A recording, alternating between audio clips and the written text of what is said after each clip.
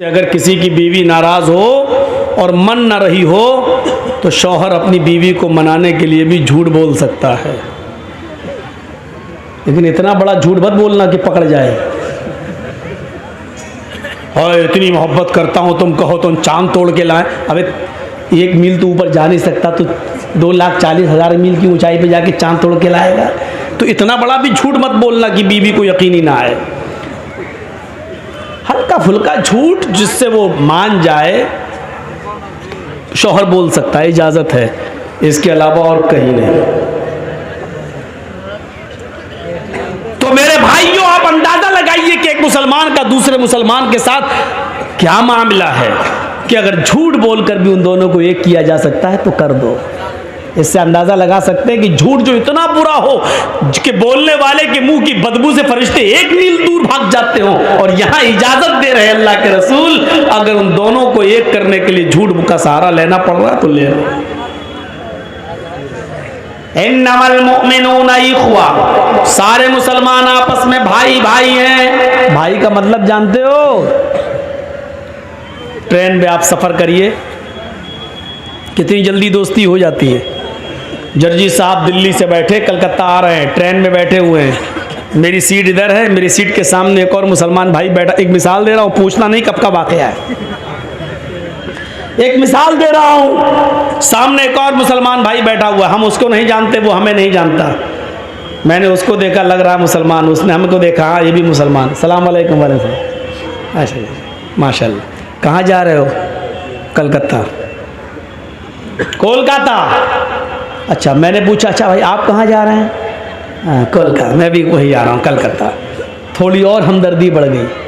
अच्छा आपका नाम क्या है? जी जी जी, मेरा नाम मोहम्मद असलम। आपका नाम क्या है? मेरा नाम मोहम्मद जर्जीस। माशाल्लाह। और थोड़ी कुर्बत बढ़ गई। धीरे धीरे धीरे धीरे उसी ट्रेन में, अभी 24 घंटे का सफ़र है, तो 4 घंटे में ही इतनी मोहब्बत बढ़ गई कि आप चाय खरीद रहे हैं तो एक नहीं 2, एक मुझे पिला रहे हैं, एक आप। मैं कोई चीज़ खरीद रहा हूँ तो आपको दे रहा हूँ, एक आप एक मैं। थोड़ी और कुर्बत बढ़ी। अच्छा कहाँ जाओगे? कोलकाता में मडिया बुरुज। आप कहाँ जाएंगे? अरे साहब मैं भी वहीं जा रहा हूँ। लीजिए, और कुर्बत बढ़ गई। अब ये कुर्बत इतनी बढ़ गई कि मैं किसी स्टेशन पर पानी भरने के लिए उतरता हूँ तो वो आदमी मेरे सामान की देखरेख कर रहा है, क्योंकि ये हमारा भाई है, सफ़र का साथी है। वो किसी स्टेशन पे उतरता है तो हम उसका सामान देख रहे हैं। आप इतना भरोसा हो गया, जब मैं उतरता हूँ तो उससे कहता हूँ मेरा सामान देखना, जब वो उतरता है तो मुझसे कह देता भाई साहब मैं उतर रहा हूँ, मेरा सामान देखना। अब उसकी न सिर्फ जान बल्कि उसके माल की हिफाजत की जिम्मेदारी भी एक दूसरे के ऊपर आयद हो जाती है। 15-16 घंटे 20 घंटे के सफर में सिर्फ जान पहचान की बुनियाद इतनी सख्त हो जाती है कि आप उसकी जान के भी मुहाफिज हो जाते हैं। अगर कोई उसको छेड़े तो आप उसके लिए लड़ने लगते हैं, आपको कोई गाली दे तो वो आपका साथ देने लगता है। जब आप स्टेशन पे उतरते हैं तो आपके सामान की हिफाजत मैं करता हूं, मैं उतरता हूं तो आप मेरे सामान की हिफाजत करते हैं। 15, 16, 20 घंटे के सफर में जब तुम दोनों एक दूसरे की जान और एक दूसरे के माल के मुहाफिज बन गए, अल्लाह के नबी कहते हैं ये दुनिया भी एक सफर है, हम सब इस दुनिया में एक मुसाफिर की हैसियत से आए हुए हैं। इस दुनिया में हम सब सफर कर रहे हैं। ओ लोगों, चंद घंटों की मुलाकात में जब तुम एक दूसरे की जान के और माल के मुहाफिज रक्षक हो गए हो तो जिंदगी के सफर में भी एक इंसान का, एक मुसलमान का की जान और एक मुसलमान का माल दूसरे मुसलमान के ऊपर हराम है। अल्लाह के रसूल ने हज्जतुल विदा के मौके पर जो खुतबा दिया था, उस खुतबे में आपने यही जुमले कहे थे, इन्ना दिमाअकुम व अमवालकुम हरामुन अलैकुम का हुर्मत यौमिकुम हाज़ा फी बलदिकुम हाज़ा फी शहरिकुम हाज़ा। ये अल्लाह के नबी ने फरमाया, ओ लोगों, तुम्हारे खून और तुम्हारा माल एक दूसरे के ऊपर हराम है, तुम एक दूसरे को कत्ल न करो, एक दूसरे का माल नाजायज तरीके से न खाओ। ये अल्लाह के रसूल ने अपने आखिरी खुतबे के अंदर इन जुमलों को कहा था। कुरान भी हमें हुक्म दे रहा है, या अय्युहल्लज़ीना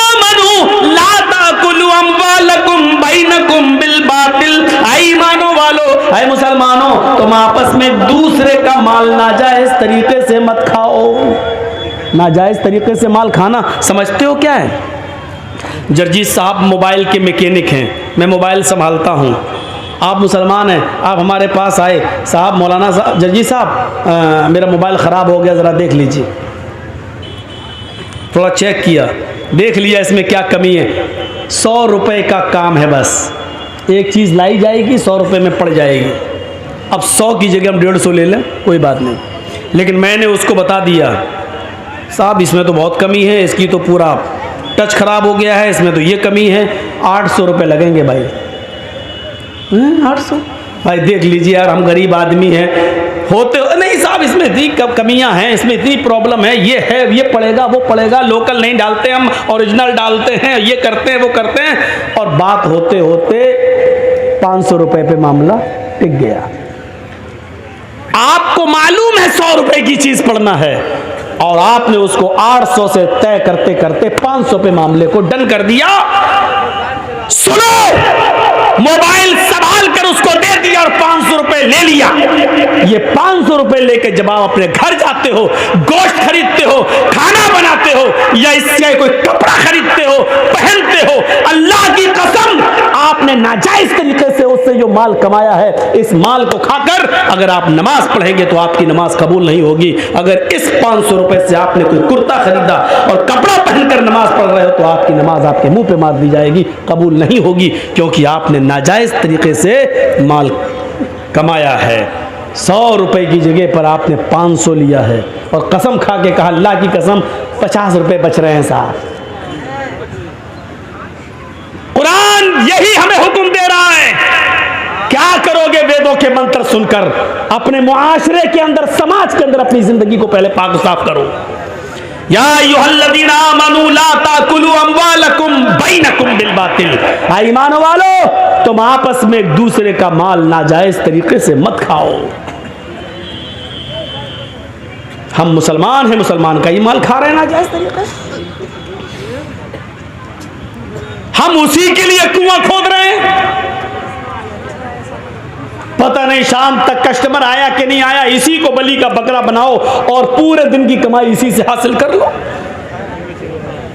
अब आप कहोगे मौलाना हमने तो तय कर लिया, चोरी थोड़ी की है, उसको बोल दिया 500 लगेंगे, उसने कह दिया ठीक है। हम लोगों ने तो तय किया है। हाँ आपने तय किया है, लेकिन आपने ये भी तो कहा कि 800 लगेंगे, इसमें ये पड़ेगा वो पड़ेगा, आपने उसको क्लियर क्यों नहीं किया? 100 रुपए की चीज आएगी लेकिन मैं 800 लूंगा, देना हो तो दो, आप क्लियर कीजिए।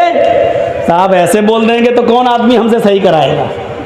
तो आप 100 की जगह 150 ले लीजिए, आप मेहनत कर रहे हैं, लेकिन 100 की जगह आप 500 लेंगे, और ये कह के लेंगे कि अल्लाह की कसम हमें 50 बच रहे हैं, अपनी औलाद की कसम 50 बच रहे हैं, हमें प्रॉफिट नहीं हो रही है, हम सिर्फ लागत ही लागत ले रहे हैं, हम आपसे कमा नहीं रहे।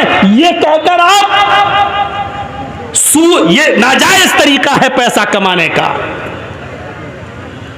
इसी तरीके से कोई भी बिजनेस आप कर रहे हैं, कपड़ा बेच रहे हैं, 100 रुपए का कपड़ा 500 रुपए में आप बेच रहे हैं, आपको मालूम है 500 बताएंगे तो 300 में बिकेगा, लेकिन वो कपड़ा आपको मालूम है कि अगर 150 में भी बिक जाए तो हमें फायदा है, 50 रुपए बच रहे हैं, लेकिन आपकी नीयत पहले से ये है 500 बताएंगे, 300 तक में हम डन कर देंगे, लेने वाला लेगा। ये भी नाजायज एक किस्म है पैसा कमाने की मेरे भाइयों, इस तरीके से नहीं।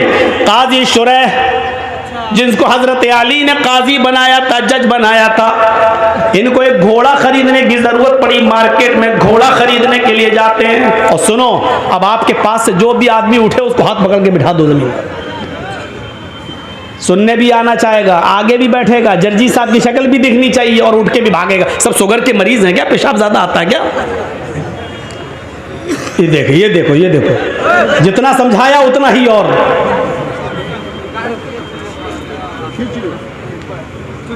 नहीं, समझा रहा हूं तो और सीना जो मेरे सब मोदी बन रहे हैं, नहीं मानूंगा बात, अपने मन की बात, यहीं बैठे रहना, अब जाना नहीं कहीं। ज्यादा तेज आ रहा क्या? कमर में लग रहा है इसीलिए कह रहे खड़ा हो जाओ। तो जाओ जाओ जाओ, चलो जल्दी जाओ, इतनी जल्दी कमर में लग गया, अभी तो काम ही नहीं लियो कमर वाला।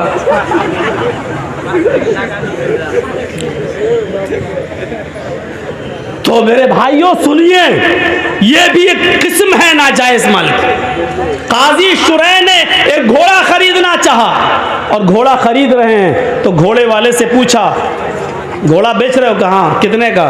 उसने कहा 400 दिरहम का। काजी शुरैह ने कहा, देखूं 400 का है या 300 का, ये तो चलाने के बाद पता चलेगा। क्या मैं तुम्हारे घोड़े को चला सकता हूं? थोड़ी देर के लिए मैं ट्राई कर सकता हूं? काजी शुरैह, घोड़ा बेचने वाले ने कह दिया, ले लो। ये हमदर्दी हमारे अंदर भी आनी चाहिए, यही इस्लाम है। काजी शुरैह उस घोड़े पर बैठे और उसकी लगाम पकड़ी और चला कर देखा, और फिर लौट कर आए एक चक्कर लगाकर। कहने लगे घोड़े वाले, सच बताओ कि ये घोड़ा तुम कितने का दे रहे हो? उसने कहा 400 दिरहम का। नहीं, तुम्हारा घोड़ा तो 400 से भी ऊपर का है। मैंने इस घोड़े की रफ्तार से अंदाजा लगाया है, शायद तुम किसी मजबूरी में तुम बेच रहे हो। मुझे सच बताओ, घोड़े की सही कीमत क्या है? कहा नहीं, मैं तो 400 दिरहम मुझे मिल जाए, मुझे जो जरूरत है उतना ही मैंने बता दिया। काजी शुरैह ने कहा कि नहीं, तुम्हारा घोड़ा 500 दिरहम का है। घोड़ा बेचने वाले ने कहा, इधर सुनिए, इधर देखिए, यतीमों की और गरीबों की और मजबूरों की जमीन कम पैसों में खरीदने वालों, जानते हो कि 2 लाख रुपए की उसकी जमीन है, लेकिन उसकी माँ बीमार है, उसकी बेटी बीमार है, उसको जमीन बेचकर अपनी बेटी का इलाज कराना है, इसलिए मजबूरी में वो 1.5 लाख की देगा।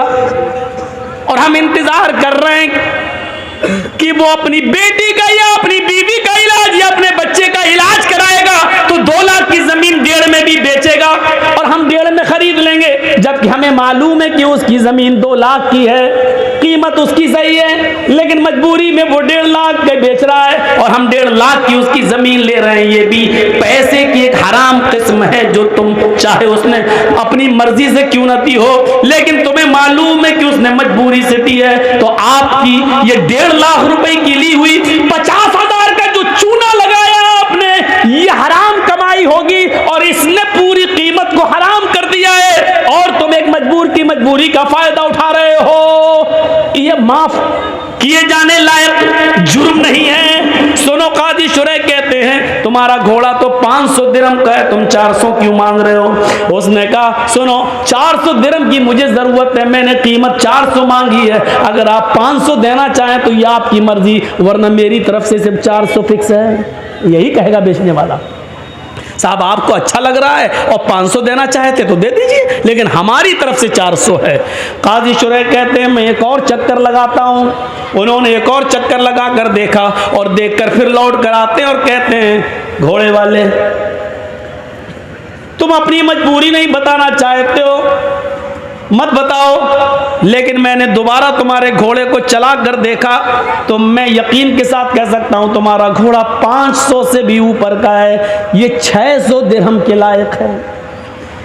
घोड़ा बेचने वाला फिर कहता है, काजी साहब, मेरी तरफ से 400 दिरहम है, अगर आप 600 दे दें, 500 दे दें तो ये आपकी मर्जी है, लेकिन मेरी तरफ से 400 दिरहम उसकी कीमत है। काजी शुरैह कहते हैं, रुको, एक और चक्कर लगाया और आकर कहते हैं कि तुम्हारे घोड़े में कोई कमी नहीं है, ये घोड़े की कीमत तो 700 दिरहम भी तुम बताओ तो मुनासिब है। उसने कहा 400 मेरी तरफ से, ऊपर आप अगर जो दे देंगे वो बखुशी मैं कबूल कर लूंगा। काजी शुरैह एक और चक्कर लगाते हैं और चक्कर लगाने के बाद आते हैं और अपने पॉकेट से 800 दिरहम निकाल कर देते हैं और कहते हैं तुम्हारा घोड़ा 800 के लायक है, ये पकड़िए कीमत। अब तुम किसी मजबूरी में अगर 400 का बेच रहे हो तो ये तुम्हारी मजबूरी हो सकती है, लेकिन मैं तुम्हारी मजबूरी का नाजायज फायदा नहीं उठाऊंगा। मैंने जो मुनासिब समझा और तुम्हारे घोड़े की जो कीमत होती है वो मैंने अपने हिसाब से बिल्कुल जायज दी है। ये 800 दिरहम के लायक तुम्हारा घोड़ा है। काजी शुरैह ने 800 दे दिए, मांगे 400। दे दिए 800 और साथ में क्या कहा, मैं तुम्हारी मजबूरी का फायदा नहीं उठाता हूं, इसलिए मैंने 800 दे दिए हैं, जिस लायक है तुम्हारा घोड़ा। आए बबुला बोना के लोगों, अहमदाबाद वालों, कटियार के लोगों, कभी तुमने किसी मजबूर की मजबूरी को समझते हुए कभी 2 लाख की जमीन को 2.25 लाख भी देने की कोशिश की है? कभी किसी गरीब की 2 लाख की जमीन को 2.5 लाख में भी खरीदा है, ये सोचकर कि चलो वो अपनी बेटी का इलाज करा लेगा, चलो उसकी मां को कैंसर है वो अपनी मां का इलाज करा लेगा, हमारी जमीन पड़ी रहेगी, 2 की जगह 2.5 में हम बेच ले रहे हैं, 2-3 साल में उसकी कीमत बढ़ जाएगी, हम तो फिर कमा लेंगे।